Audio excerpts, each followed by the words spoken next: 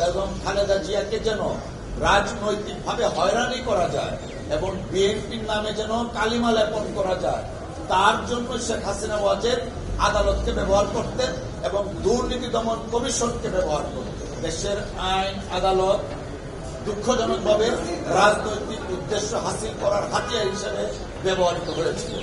দেশ ছিল একটা, শেখ হাসিনা ওয়াজেদের পার্লামেন্ট ছিল রাবার স্ট্যাম্প। দুর্নীতি দমন কমিশন তৎকালীন সময়ে ছিল বিএনপি দমন কমিশন। তৎকালীন সময়ে দুর্নীতি দমন কমিশন শেখ হাসিনার বিরুদ্ধে যে স্টে ছিল সেই স্টেটার বিরুদ্ধে আপিল পর্যন্ত করে না। অথচ দেশনেত্রী বেগম খালেদা জিয়ার বিরুদ্ধে কোনো ধরনের কোনো যৌক্তিক বা আইনগত অভিযোগ না থাকা সত্ত্বেও সেই মামলা দিয়ে দেশনেত্রী বেগম খালেদা জিয়াকে অনেকভাবে নাজেহাল করা হয়েছে। আমরা বারবার আদালতে এসেছি এবং দেশনেত্রী বেগম খালেদা জিয়ার মামলাটা চলমান ছিল। On the other hand Sheikh হাসিনার মামলাটা স্টে করা ছিল, যেটা আমরা মনে করি ইট ওয়াজ এ ম্যালিশিয়াস প্রসিকিউশন। অর্থাৎ দেশনেত্রী বেগম খালেদা জিয়ার বিরুদ্ধে রাজনৈতিক অসৎ উদ্দেশ্যে এবং ওনাকে আইনগত ভাবে বা আদালতের মাধ্যমে ক্ষতি করার জন্যই মামলাটা চলছিল। তো দীর্ঘদিন এই মামলা নিয়ে অনেক চর্বিতর্পণ হয়েছে এবং মামলাটা যেন তাড়াতাড়ি রায় হয়, যদিও অ্যাটর্নি জেনারেলের কোনো ধরনের কোনো এখতিয়ার ছিল না। এবং এই মামলায় আমরা বিভিন্ন সময় মহামান্য আদালতে এসে দেখিয়েছি বেগম খালেদা জিয়ার বিরুদ্ধে কোনো অভিযোগ নাই। তিনি প্রধানমন্ত্রী হিসাবে পলাতক শেখ হাসিনার যে কাজটা ছিল নাইকো প্রজেক্ট, সেটাকে শুধু অব্যাহত করেছিলেন। কিন্তু তারপরেও চোরে নাসিনের ধর্মের কাহিনী, দুর্নীতি দমন কমিশন তৎকালীন সময়ে ছিল বিএনপি দমন কমিশন, তারই ফলশ্রুতিতে মামলাটা চলমান ছিল। দীর্ঘদিন পরে আমরা তৎকালীন সময়ে বলেছিলাম দেশে যদি আইনের শাসন থাকতো তাহলে দেশনেত্রী বেগম খালেদা জিয়া ন্যায় বিচার পেতেন।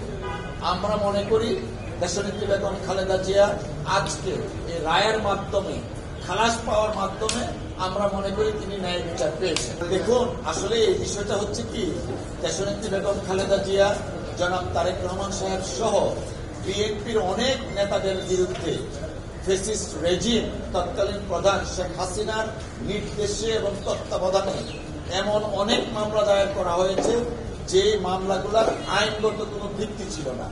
তাদেরকে নানাভাবে নাজেহাল করা হয়েছে। অফকোর্স এজ এ লয়ার আমরা এই সমস্ত বিষয়গুলো বিবেচনা করছি এবং যথাসময়ে এই ধরনের পলিটিক্যাল প্রসিকিউশন এবং ম্যালিশিয়াস প্রসিকিউশন যেগুলো ছিল তার ব্যাপারে আমরা কার্যকরী পদক্ষেপ নিই। কালীন সময়ে আনফরচুনেটলি দেশের আইন আদালত দুঃখজনকভাবে রাজনৈতিক উদ্দেশ্য হাসিল করার হাতিয়ার হিসেবে ব্যবহৃত হয়েছিল।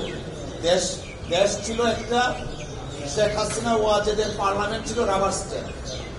ঠিক আদালতকে ডিকটেট করে বেগম খালেদা জিয়াকে যেন রাজনৈতিকভাবে হয়রানি করা যায় এবং বিএনপির নামে যেন কালিমা লেপন করা যায়, তার জন্য শেখ হাসিনা ওয়াজেদ আদালতকে ব্যবহার করতেন এবং দুর্নীতি দমন কমিশনকে ব্যবহার করতেন।